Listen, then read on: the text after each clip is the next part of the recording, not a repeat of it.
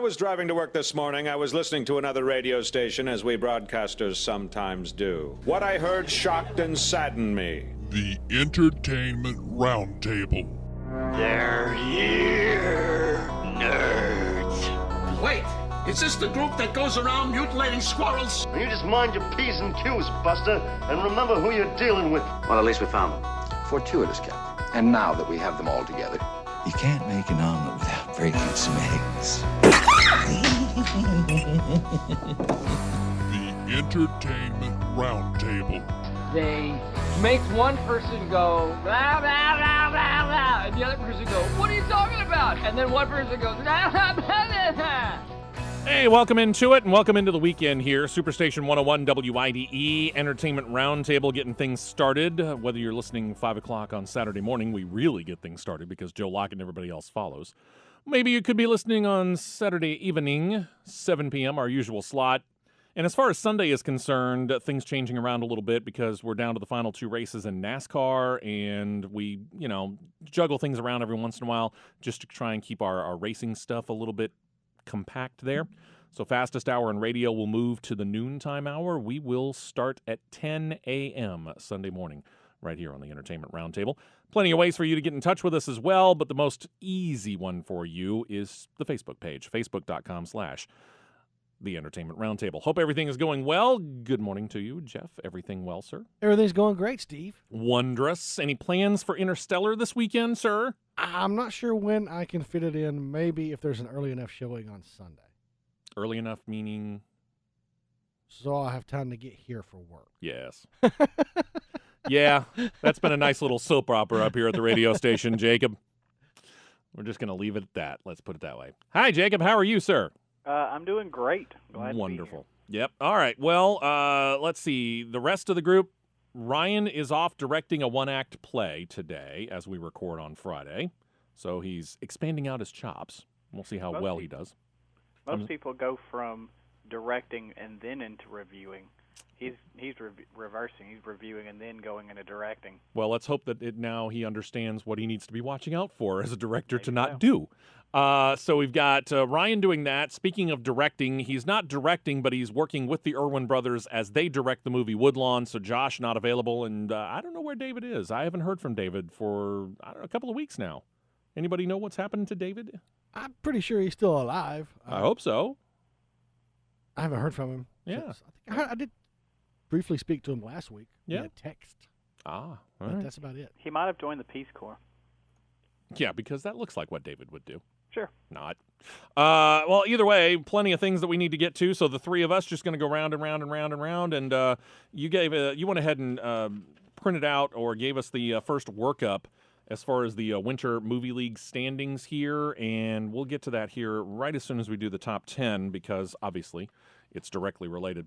Dracula Untold still hanging in there at number 10. $52.9 million for this film.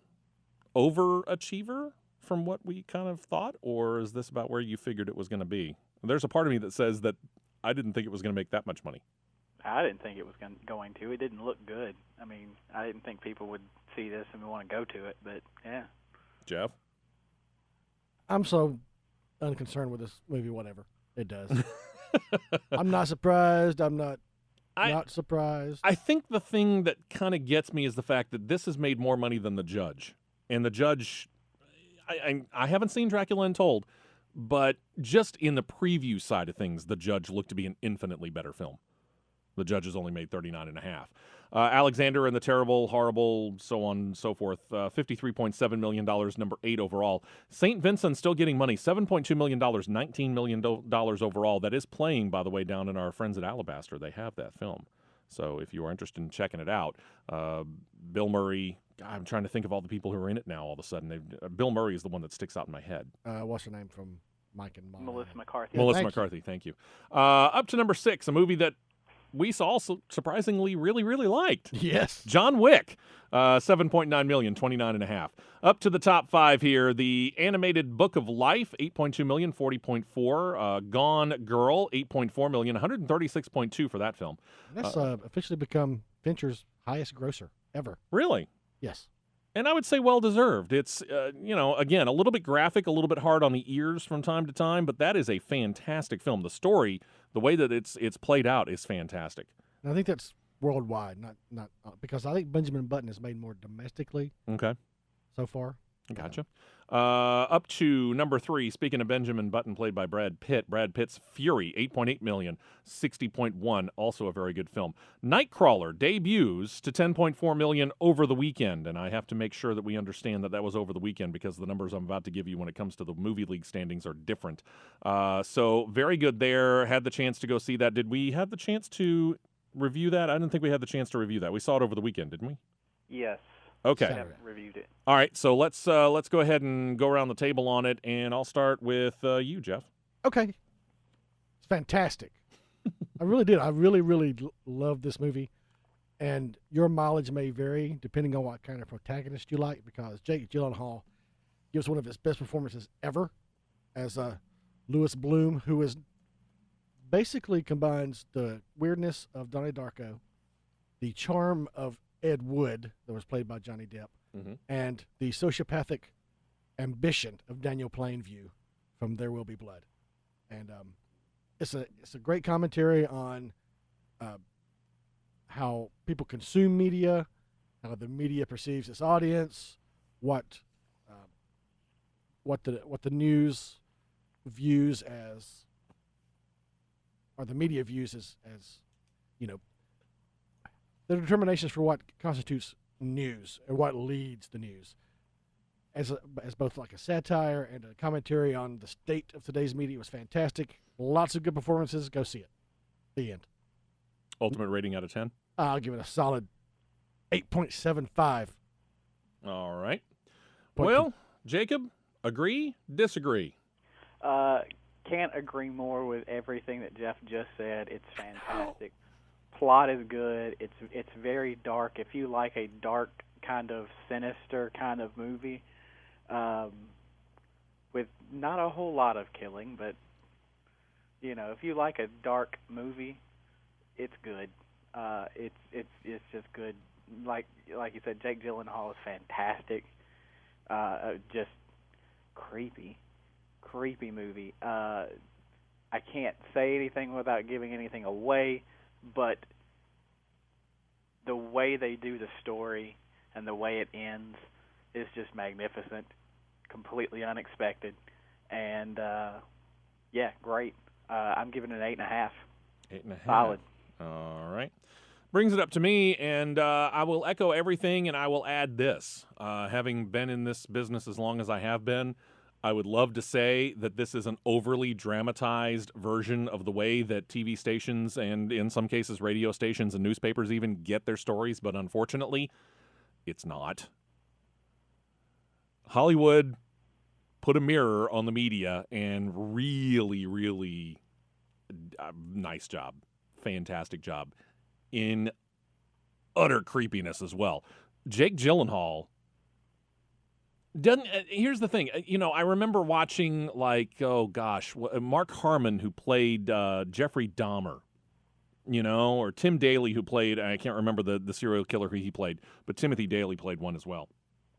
And they play him, and you can tell they've got this demeanor about them that's just utterly creepy. Jake Gyllenhaal comes off as being this utter innocent, but at the same time becomes one of the creepiest characters I've seen in a long time. He's so innocent, he's creepy. Yeah, exactly. His wide-eyed, just whole demeanor about him, he doesn't come across as being creepy right off the bat. He comes across as a kid who, maybe he just hasn't had quite all the good breaks in life, but he is a quick learner. And he also is very quick on figuring out how to go around and make things work in his own favor. And wow, does he turn the table, and he turns it really, really hard. So I can't argue with anything. The one possible bad mark for Nightcrawler that I would give it is that there are points where this thing slows down to an absolute crawl, to pardon the pun. And you're kind of thinking to yourself, hopefully we're going to get back in action here pretty soon. Hopefully we're going to be doing something, because it slows down so much. But as you look back on the film, you might be saying that while the film's going on, but when you look back at the film after having watched it in its entirety, you'll understand why it did that. They interweaved it very, very well. I'm going to go with the 8.5 that Jacob did. I was very, very impressed, and hard to say that that's actually 5 movies in a row that we've gone to see that I've been impressed with, Jacob. Yeah. How the heck has that happened? I don't know. I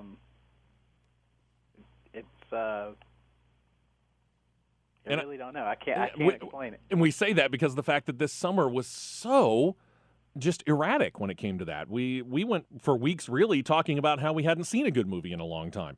In this case, it's been a while since we've seen a bad movie, and I'm happy to say that. If some of these had came out in the summer, they might have dominated just because their quality. Yeah, that's true. And then that brings us to number 1, amazingly enough. Ouija, 10.7 million, 34.8. I cannot think that that's going to last much longer on the charts, though. I just can't. No, I mean, it's got the Halloween buzz, and then that, now that Halloween is over, it's, You know what? It wouldn't surprise me if this one would drop all the way out of the top 10. Really? Yep. You think so? Okay. Well, we'll have to see about that. I said last week it's an interesting prediction. I like it. It would stay in the top 3. When y'all are like, it's going to drop. No, it'll stay in the top 3. We got Halloween. Well, and what I would really like to know is I'd like to know the numbers on this. And I haven't seen the breakdown on it. What were the numbers Friday, Saturday, and into Sunday? Because I imagine Friday night, Halloween night, this thing made a mint. Yeah. The question is what did it do Saturday and Sunday now that we're past Halloween? Right. I mean, we got the 2 big releases this week. And then, Nightcrawler will probably stay pretty solid. I bet Fury stays solid. Yeah, Ouija, I almost guarantee will probably just all the way out of the top 10. Okay. I like the prediction. We will have to see whether that actually works out, and we'll know coming up 1 week from today when we sit down to record this. Coming out this weekend, as you mentioned, Interstellar, Matthew McConaughey, Anne Hathaway, Jessica Chastain, a group of explorers seeking a new home world for the human race. Haven't really figured out everything when it comes to what the purposes of this are. I am told that this will be an investment in time. So if you are going to go see this film, you need to set aside a good, 2.5 to 3 hours? I'm hearing, 2 minutes 40, 2 minutes 45, somewhere in that area? Where I've heard. And a very emotional 2 minutes and 40 minutes, whatever. 2 hours, 45 minutes? 2 hours, 40 minutes, yes, from what I hear. Okay, and then a movie that you and I had the chance to go see last night, Jacob, Big Hero 6, voices of Ryan Potter, Jamie Chung, and others, and basically not a whole lot of names that you'd recognize, but a prodigy and the creation of his brother, and we'll get into that a little bit more, the inflatable robot named Baymax. Where you want to go with this one here, Jacob? Not as good as I wanted it to be. Art is good, animation very good, voice acting is actually really good, even though they don't have a whole lot of horribly recognizable names. But just as far as plot goes, it's kind of bland. It just doesn't have a lot of wow factor. The villain is there's not a lot of tension. Yeah. That you would expect from a good superhero movie, like where you really feel like the villain is going to get away. Like you need that in a good superhero movie, and it just really didn't ever have. You never really felt like the villain was really going to get away with it. So a little bit of an emotional things here and there that was not bad. They did it okay, but just not overall not a great movie. It was good, but not great. Okay. It's a 7 for me. Okay. Yeah, that was about where I kind of fell. I had to think about this one, and I thought about it last night, went home, went to bed, slept on it, woke up this morning, still kind of thinking about it, coming into work and doing everything up here at the radio station, and I'm right about at that same point, so I'll just go ahead and give it the 7 right off the bat, and I agree with you. It's a good film. It's beautiful. The colors just pop off the screen. I could see where this might have been fun in 3D. Mm-hmm. But the problem is that you're right. There's nothing really groundbreaking about this film. It's if you've seen any kind of an animated superhero film, you pretty much got it. If this you've is seen it. The Avengers. Well, yeah, that's true too. You know where it's going to go. It's highly, highly predictable. Now, it is entertaining and it is done well, and the voice work is actually quite done quite well as well. There's nothing that's really bad about the film. It's just that when you put it all together, the parts are, the sum is better than the parts. You've heard that. In this case, it's not. The parts might have been better than the sum. It's just, it comes together and just kind of lays there. As long as something was better than something. It was better than a lot of the films that we've seen this summer. Let's put it that way. It's not don't take your kids to it. Your kids are going to love it. Sure. As a parent, though, you're going to come out of that and going, yeah, been there, done that, seen it. Okay, next. Fair enough. And, at this point in time, I'm waiting for the next Avengers film. That's pretty much what I'm waiting for. I will say, to add a little bit to it, too. Yeah. In the very beginning, they're very effective with some comedy. Mm-hmm. And they tend, as the movie goes on, they tend to really lean too heavily on those really great jokes they had at the beginning of the movie. They really lean heavily on those, and it just kind of after a while, it just kind of is like, okay, we get it. Yeah, let's move on. By the way, you've all heard about Easter eggs in all kinds of films where you get little references to everything. Yeah, in this case, this isn't so much as an Easter egg as something that just comes out and smacks you in the face, but it is a fantastic cameo. And we watched the scene at the end of the credits. It's worth it. It's kind of fun to have that little cameo in there, and it's funny that we mentioned the Avengers because it's allied with the Avengers. It doesn't directly affect that storyline, but it is allied with the Avengers, and it's a fun little cameo. So definitely worth checking out. Don't forget that although it's not made by Marvel directly, it's a Marvel property, and the movie is basically treated as such. So don't leave before the credits are over. There you go. Also coming out in limited release, if you can find it, The Theory of Everything, Jezebel, you got The Better Angels, there's a movie called Open Windows, which stars Elijah Wood, Sasha Grey, a documentary film called On Any Sunday, and it's subtitled The Next Chapter, and it's interesting to note this because I've seen this coming across it on places like ESPN. It's a follow-up to a documentary about motorcycle racing that was initially done in 1971. They've updated it now some 43 years later with the likes of Travis Pastrana and others, and a film called National Gallery. It's another documentary that apparently takes you all the way around some art gallery in Paris, France, I think what it is. Okay. Before we take a break, you okay over there, David? Yeah. Yeah? You're trying to untangle a whole lot of stuff. Came in a little bit late, but we're glad to have you here. Everything going well with you, sir? Reasonably. I suppose. Okay. Well, glad to have you in on this because now is about the time where we're going to start to get into some movie news here. And the first thing that I want to talk about is the fact that next weekend, Foxcatcher, Dumb and Dumber 2, we've got Hunger Games coming out. Our friends down at the Amstar Theater in Alabaster have told me that on a Wednesday of the week of the Hunger Games coming out, they're going to be selling tickets to where you can get in a night early. Now, it will release on Thursday evening.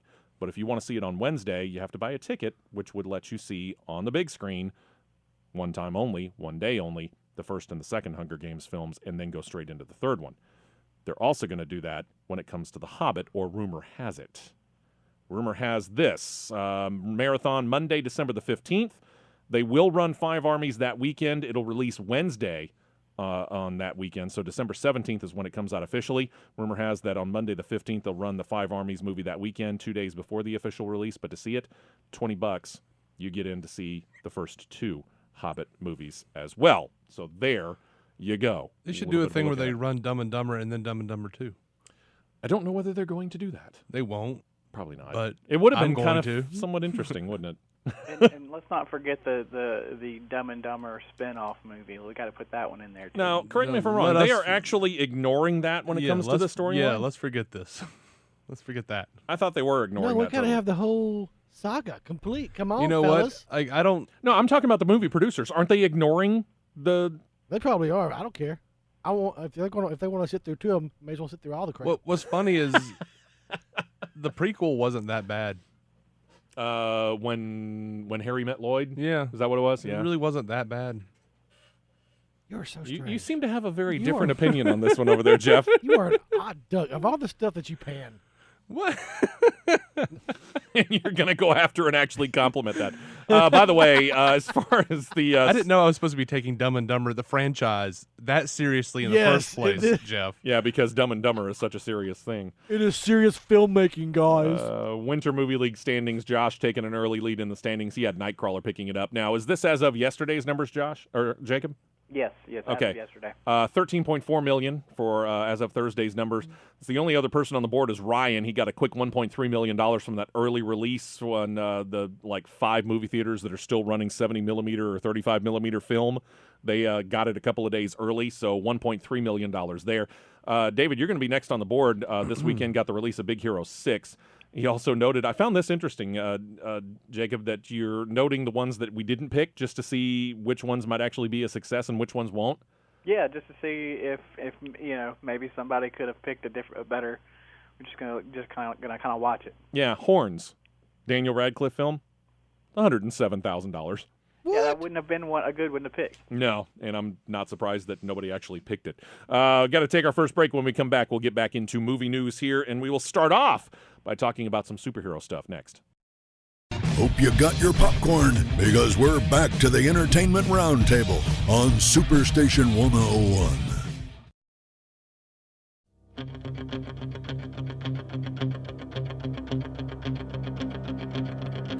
Heard this song last night when Jacob and I went and checked out the movie Big Hero 6, and I went, well, there you go. That's the one from the soundtrack for this week. It is off of the soundtrack to the movie Big Hero 6, Survivor and Eye of the Tiger. A couple of other movie notes here. Retro cinemas for our friends at Amstar Theaters. November 4th and 5th has already passed, so you missed out on your chance at a Muppet Christmas Carol, but November 11th and 12th, this week, Bill Murray, Scrooged on the big screen. I might have to go check this out. I remember when it first came out in movie theaters, saw it on the big screen. Oh, yeah. Funny back then. Still funny. Love watching that film every year. I can't work late. I can't work late. Good stuff right there, and they're still doing the cans for a cause. And again, they've said this. You're the one that brings the 300 cans all in one shot. You're the one that gets the free movie pass for the entire year to get into any film that you possibly want without having to pay. Just telling it right now, okay? All right, so here we go. Oh, wait a minute. We're also giving away tickets to that Dave Ramsey thing. You know that starts Monday, right, Jeff? Yes. Okay. Dave Ramsey got a movie based upon his and his daughter Rachel Cruz's popular Legacy Journey seminars. We will be giving away tickets on The Guys, Michael Hart Show, and Leland Live for the 3 different locations it's being played, which is out in Trussville, the movie theaters in Vestavia, and in Hoover at the Patton Creek Shopping Center as well. So keep listening for your chance to win those passes. Let's start off with superheroes. Gambit spinoff film in the works here. And Jacob, who is playing lead on this? Well, it looks like the rumors are going to be true, and Channing Tatum is going to officially playing Gambit, and they are going ahead and moving forward with this film. They haven't set a release date, but it's probably going to be after X-Men Apocalypse. And Tatum has said he's not going to make a cameo in that movie, but there's a good chance that's probably going to change. I will say this for Channing Tatum. At least they didn't cast Taylor Kitsch in it. That's true. I mean, it's better than that. I cannot imagine that Tatum would do a better job than Kitsch. I can't imagine that either one of them would do a great job at all. Oh, sure. No. There's nothing wrong with Channing Tatum. Come on. There's nothing really right with Channing Tatum. Over the either. last couple of years, he's actually been able to work with some really good directors, with the Wachowskis. He's going to work with Tarantino in The Hateful Eight. That's the thing about Channing Tatum, though. Like, I think the reason people want to work with him is because he is like unsculpted clay. Everyone believes they can get something out of him, but they can't. He's the new Keanu Reeves. Or, what's his name? There's an Avatar. He's a floating plank of disappeared. wood. He's a floating plank of wood. What was that kid's name? Right, the Australian guy. Just totally went right out of my head. Yeah, I know who you're talking about too. Yeah. Wow. Over to the Avengers: Age of Ultron. Got some casting news there. 2 more veterans of the Thor series coming on board. Jeff, who are they? Idris Elba. Yay! And also Tom Hiddleston. So that'll be Yay! Heimdall and Loki will apparently appear in Avengers: Age of Ultron. Like we needed any more reason to go see it, right? Right. Some small respect. I'm sure they'll pop up. Hey, what's up? It'll probably be in cameo more than anything else. If what I've read about part of the plot is true, I think I know where they'll be. Okay. Be very interesting to see. Speaking of the Avengers universe, we do know that she has a show coming up on ABC soon. In fact, more on that a little bit later. But right now, Haley Atwell, is she going to be showing up anytime soon in any of the upcoming films, Jacob? Well, yes. She has been cast in Ant-Man coming up soon. She's going to have a scene along younger versions of Howard Stark, Armin Zola, Alexander Pierce, in a scene featuring Hank Pym at S.H.I.E.L.D. So we're going to get Dominic Cooper, too, then? Yes. Okay. Supposedly. I mean, yeah. They haven't signed him yet? I don't think they have. I mean, but according to, and this is the rumor that that's what this is going to be. Gotcha. So it's not 100% confirmed that's exactly what they're going to be doing with the character, but if they do that, then I'm sure we'll see. Okay. Well, that pretty much wraps up our superhero section, but except for this one note, Jeff. Saw this. I know you saw it. You got a kick out of it. A little bit of parody here. We've been given the calendar for both Marvel and DC universes going through 2020. Now we got a website having a little bit of fun with calendars. What are they doing here? Yeah, Comics Alliance is a website that put together a nice infographic showing all the upcoming comic-based films through 2020 after Warner Brothers and Marvel Studios made their big announcements. But the website dorkly went a step further, and they published their own infographic. And it's films coming after 2020 that they completely made up. And some of my favorites are Justice League, Just Batman, The Contractual Spider-Man, a movie about Superman that does not have Superman in the title, the untitled Neil deGrasse Tyson biography, Batman, and Black Widow if you feel like it, but probably not. Okay. All Nice. coming post-2020. Nice. Of course, Very there nice. was also Loki 3, Bod of Evil. Gotta love the people that have a good sense of humor. Moving away from superhero films, Jeff, staying with you here. Word is that there is a little bit of movement both into and out of the planned Jobs biopic. So who's out and who's in? Christian Bale's out, and since I missed this story was assigned to me, I don't know who's in. It was who Michael was it? Fassbender. Yeah, That's right, Fassbender, Magneto. That's okay. I can kind of see that. Italian? Who wants Magneto? I can kind of see Fassbender in that role. I don't have a problem with that. Spanish sounding, actually. I mean, I can see him just every bit as much as Christian Bale. Yeah, I mean, yeah, it's right, exactly. What's funny is Now I think it should be John Turturro. you remember when they made the Christian Bale announcement, the director was like, we wanted the greatest actor of this age to play it, and we got Christian Bale, and that's it. We're pumped. So apparently now Fassbender. Fassbender's Hey, the you're greatest second best, but come on. Yeah. You're our second choice. We heard some time back, Jacob, you got plans for a sequel to the movie Now You See Me. Word has it that the cast has been confirmed. Is everybody back in? Not everybody. You still get your Mark Ruffalo, 3 of the 4 horsemen, Jesse Eisenberg, Woody Harrelson, Dave Franco, along with Morgan Freeman and Michael Caine. The one who is out is Isla Fisher, who is being replaced by Lizzie Kaplan. And they're also, we've heard before, Daniel Radcliffe will play a part in it, along with Jay Chow, who was in The Green Hornet. Are they recasting or recharactering? They have not said. You'll just have to watch the movie to find out. Just saying that she is being replaced. So I'm not sure if that means that. She wanted too much money. Probably so. There you go. That's why they're going to call this one Now You Don't. See, the first one was Now You Thank you. See Me. And Got it. as they Jeff, next weekend, getting the second official film in the Dumb and Dumber world. And Woohoo! Peter Farrelly, Jeff Daniels, talking about a possible third film in the series. What are they saying about it? Yeah, apparently at the premiere, one of the Farrellys was quoted as saying, depending how this does, I could see doing another. I just really enjoyed this movie and working with those guys. Yeah, I could see doing it again. And for his part, Jeff Daniels also seemed willing. He said, I love the Farrellys and I love Jim Carrey. There's great value in making people laugh 20 years ago, and I hope now. And if you get to do it again, you get to do it again. Question is do we have to wait another 20 years for it to happen? I don't know, No word but from Jim Carrey either. I think we're clamoring for it to happen yesterday. Audiences around the world are ready to embrace it. Moving on. I'm going to hit you, Jeff. Kevin Costner, well known for doing his sports movies, obviously, even though the last couple, including Draft Day from earlier this year, not big box office hits. Going to get another chance at a sports film, this time for Disney. What's the role, Jacob? Well, the role is Coach Jim White in McFarland, USA, which is probably the most appropriate name, even though, it is based on a true story or inspired by. But it's about a high school cross-country coach who goes to a predominantly Latino high school where he goes to coach and teach the students how to run cross country, and then he learns about their culture. So Coach White. So this is effectively Stand and Deliver for the cross country crowd. Right. I was just thinking, why couldn't this be the sequel to Dumb and Dumber? Coach wondering, White. yeah. Coach White. Coach White. Coach White. Really stretched for that name, didn't they? Yeah. Jeff, a little bit surprised that another version of I'm sorry, Jacob, go ahead. I was going to say, granted, like I said, it is based on a true story, so that is that guy's real name.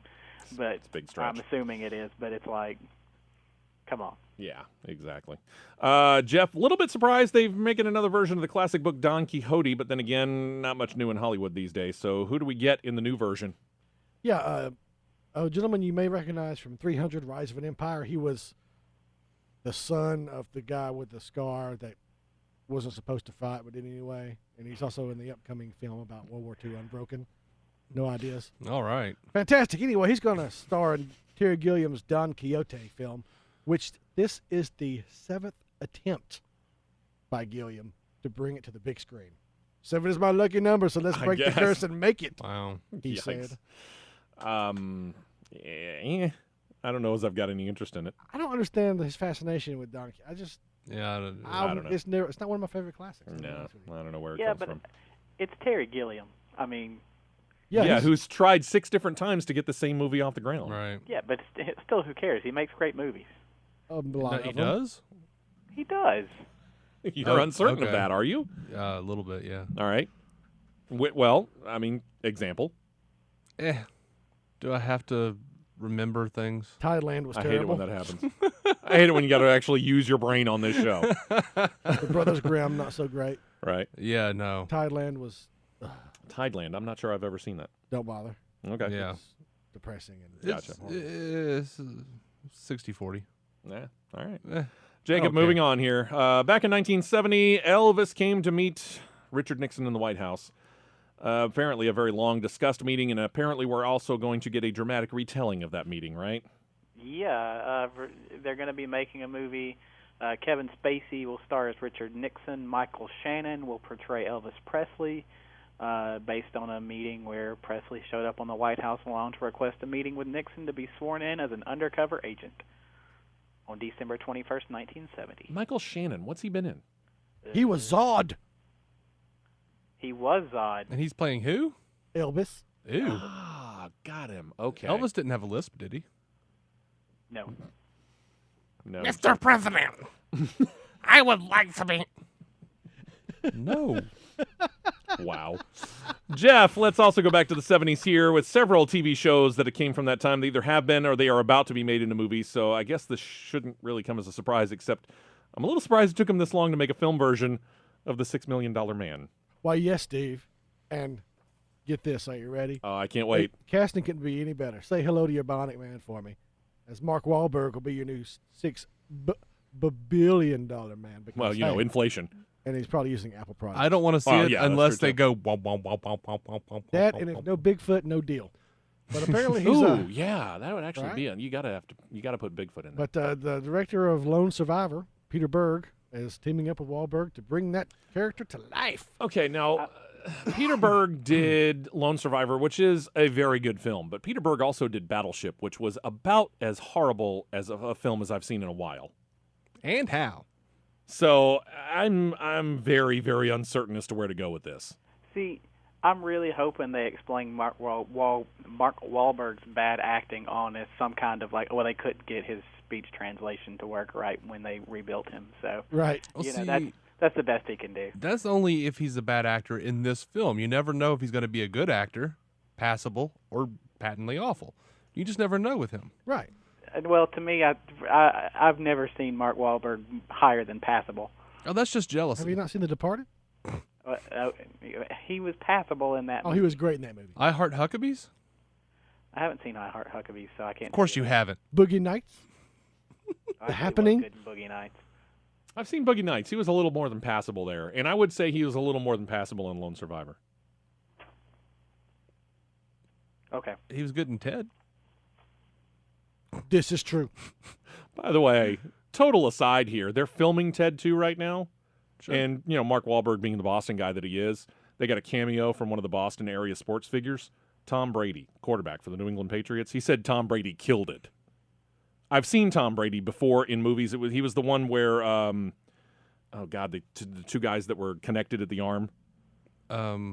Stuck on You. Oh, with Matt Damon? Yeah, Stuck on You. Thank you. Yeah. I saw him there. I didn't think he did that good of a job. He's been getting lessons from Mark Wahlberg. I guess. The problem with Stuck on You is you can't really judge anyone's acting because the movie sucked so much. Good point. Let's see, where else are we going to go here? Jacob, to Quentin Tarantino and the aforementioned Hateful Eight, up and filming.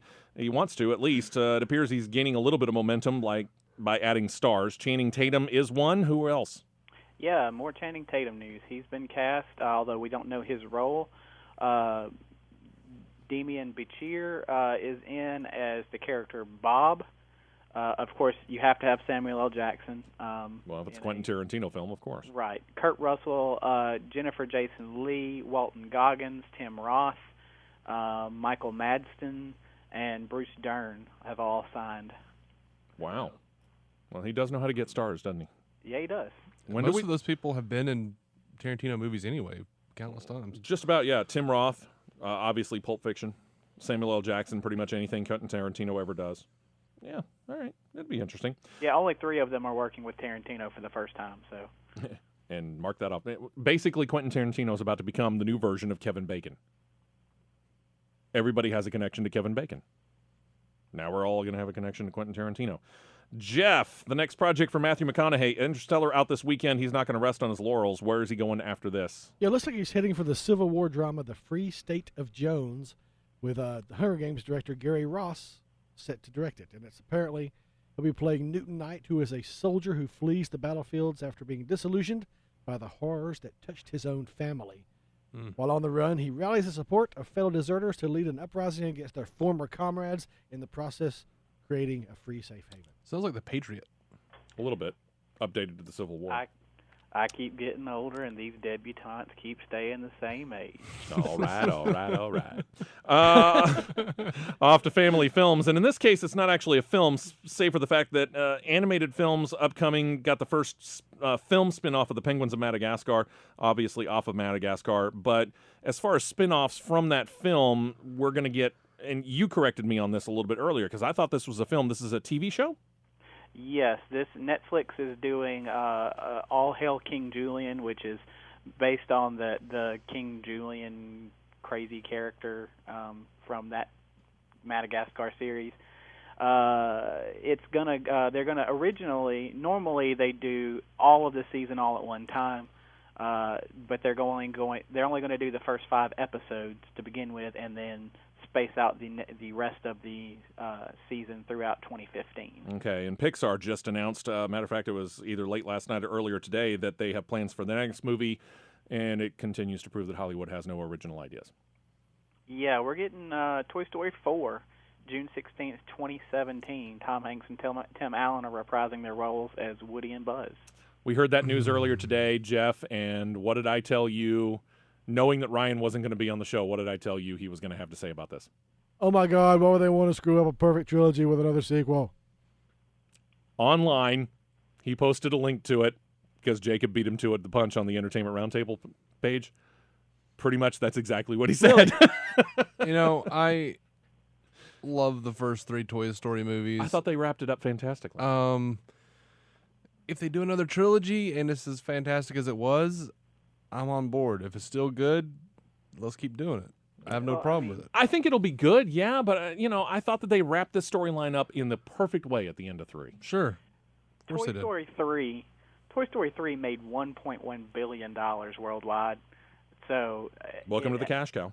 Yeah, how can you not make another one? Well, it proves that people love those characters, so they should, they'll keep putting him up in the lineup. Doing it well. Keep hitting him out of the park. We'll keep putting you in the lineup. 2 more bits of news here. Jeff, one word, zombievers. Yes, it looks like Zombie Beavers are heading to the U.S. in theaters and video on demand on March 20th. Apparently it was written or directed by this gentleman named Jordan Rubin, who also wrote the script. And this is my favorite quote of the story. Oh, I bet. Rubin said, "This may very well be the most important film you will ever see about zombie beavers." It has to do with true. I'm sure. It's about college girls on a carefree vacation of drinking games, topless sunbathing, and sexual exploration. But their course. frolicking comes to an abrupt end when toxic zombie beavers try to eat them. Who's not in? That's my question. Good grief. This guy. Yeah. I am not in. But it's zombie beavers. They're beavers, but also zombies. This will be a grade Z, grade B film. Yeah, I'm not. I mean, that movie just writes itself. It doesn't it? All right, Jacob, wrapping up movie news here. We're a little over, so we're going to have a short segment next time around. But wrapping it up with one more bit, this one about Star Wars. They're done filming Episode 7, and they've told us the subtitle for it. What's the official title of Star Wars Episode 7? Yeah, we get Star Wars Episode 7, The Force Awakens. That's not the title. You put too many words in there. That's true. It is just Star Wars, The Force Awakens. Thank you. There you go. It's not Episode That's 7. lame. We'll get Episode 7 in the title crawl. My favorite, I saw a tweet that came out after this that Episode 7 is Star Wars The Force Awakens, Episode 8 is the Force hits snooze, and Episode 9 is The Force is 30 minutes late to work. And on that note, we're going to take a break.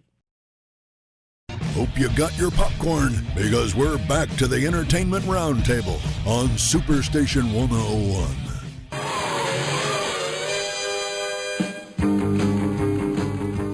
We actually get to use this and actually talk about the original series.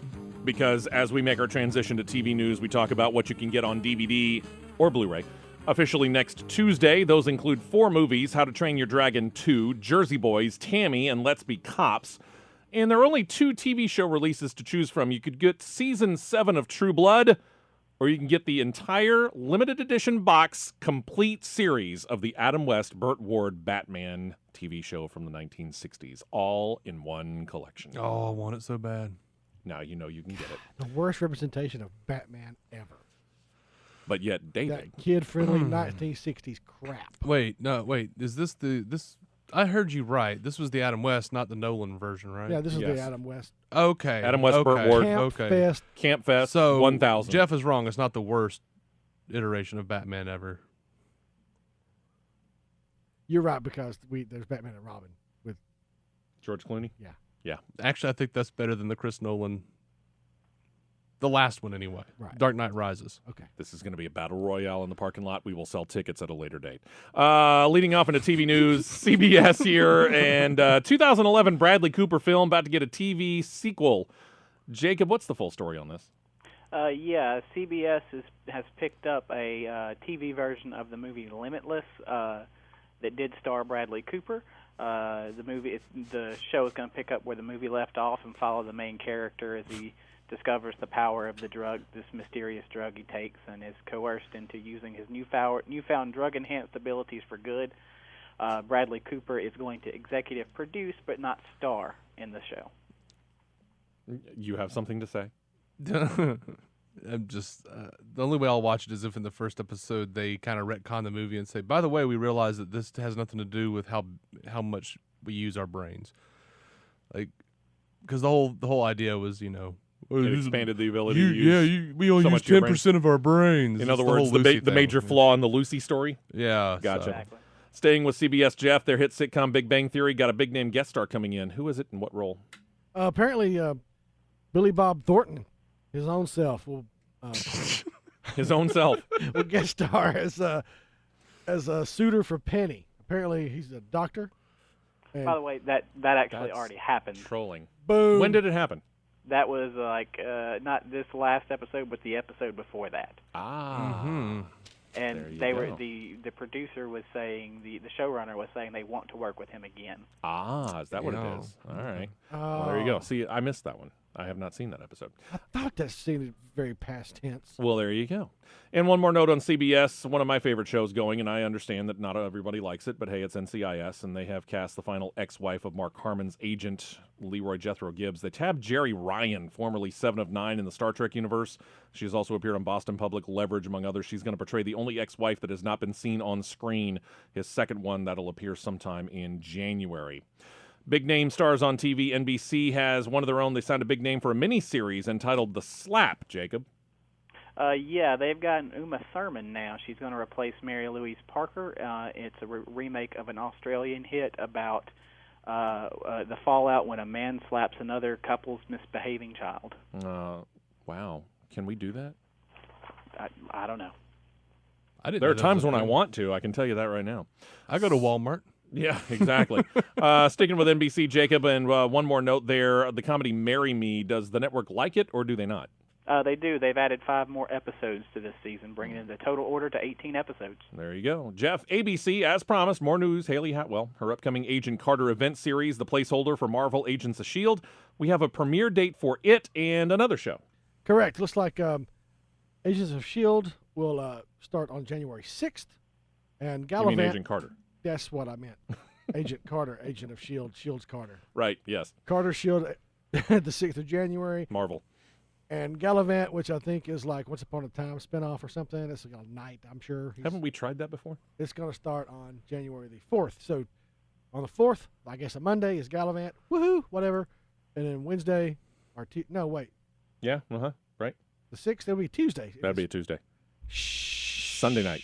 Wait a minute. So it'll either follow or it may take the place of while they do like a Once Upon a Time break as well then. Yes. That's a possibility. Yes, that's what's happening. See, caught on to that one. They'll be taking a break, both series, and being. Well, I can tell you this right now. I'll see one of these two. Yes. Yeah. I will as well. Me too. And it will not be Gallivant. That said, Agent Carter, a little bit more casting news as well, Jeff? Yeah, someone named Bridget Regan. Oh, she was in John Wick, as a matter of fact. And it's also on USA's White Collar. She's cast as Dottie, a recurring character that Marvel describes as a small-town girl from Iowa who will have a huge impact on the life of Agent Carter. Boy, that's very specific. Isn't it, though? So that's 2 women who are going to have huge impacts on Agent Carter. At least. At least. Cheesy cracks himself up. Fox Network deciding that a Survivor wannabe reality show no longer going to be around. Jacob, what have they done and which show? Yeah, they have killed off Utopia. Darn, what a shame. Apparently, Utopia does not exist, and they found I didn't know it did. I didn't know it did to begin with. Up next, we're looking for Nirvana. Yeah, really. Can't get Nirvana because never mind. They've killed the live streaming feeds this week, and so yeah, and they not only that, but the show participants who had committed to spending a year away from their normal lives have been notified and sent home. I thought that was the best line. That's a darn shame. I would have thought, hey, you know what? Just keep going over there. Have fun with your Utopia. We'll come back and get you, but we're not filming anything Sounds anymore. like they've been kicked out of paradise. Nice. Oh, let's see. Where are we going here? Staying with the Fox Network, Jeff. The series Gotham continuing to add characters well known in the Batman world. Got plans for the next introduction. Who they got coming? Because what Gotham needs is more villains. They're going to introduce the Scarecrow. Yeah, they are. I mean, it looks like they're about to blow up the entire city right now. Yeah, producer Danny Karen just confirmed that the Scarecrow, or at least the childlike version of him. Right. They say that apparently he'll be seen as a child before he takes on the moniker.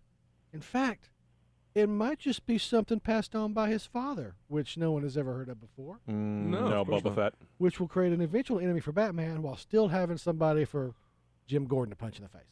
All right, then. Or shoot. Or handcuff. Maybe tase. I haven't seen him break out a taser yet. Yeah, it would break the timelessness of Gotham. Yes, it would, wouldn't it? Jacob, off to cable and USA with a hit on their hands. The concierge medical drama Royal Pains. Been on the air for a few years. Can it go much longer? Well, their USA wants it to go 2 more seasons. It just ended its 6th season, but they're going to do a 7th and an 8th. Although it's going to be shortened, they're only going to have 8 episodes each. Yeah, my wife and I watched the first, half of the first season, and we were like, okay, we're done. I'm kind of surprised it stuck around this long. Jeff to BBC America, about to bring out a show entitled The Game. What is The Game? An old school spy thriller. Oh. Either started this Wednesday or starts next Wednesday. I'm not sure. I couldn't tell. Okay, just old school as in set in the past, or is it current time? What? Sure. Yeah. I couldn't really get a lot of didn't you? details in that story. Well, the story let me do a video. Right. Well, you will have a chance to redeem yourself coming up in a moment. Okay, fine. But first to Jacob. Netflix got plans for a series based upon the book Lemony Snicket. Correct me if I'm wrong. It was a movie that they tried to do this in a movie with Jim Carrey? Yes, Paramount did this in 2004, which did not go very well. All right. Well, Netflix thinks they can do better? Yeah, they're teaming with Paramount because Paramount I guess, owns the property. We own this. They're going to do a series based on the books. So, yeah. Just 1 hour, 30 minutes? Are we talking like event series? What? I mean, they plan on going long term with this? It will be a television series, but I don't see how long. Okay, got it. All right, Jeff, here's your chance to redeem yourself, sir. For those of you who remember the very old Spider-Man animated series, 20, 25 years ago? Something like that? Yeah. The cast reunited, right? Yeah, they came together at Kamikaze Expo in L.A., and producer and head writer John Semper said that a lot of the voice actors, including Ed Asner, are coming around together to work on a project called Rocket Man. So we can't get a new Spider-Man animated series? Well, we had a really good one called Spectacular Spider-Man, but they canceled it too. Darn. Would have been nice. They had to destroy him in live action. That's the only way that they could that's be sure. True, too. That's true, too. All right. Well, Jacob, thank you very much, sir. And at some point in time this weekend, maybe we can go check out Interstellar. Would be nice. Yeah, exactly. David, don't be a stranger, my friend. I'm trying not to be, man. Yeah, we appreciate you coming in. I try so hard, Steve. I understand. And hopefully, Jeff, you'll have the chance to check out Interstellar and give us a review as well, sir. Y'all have a fantastic weekend.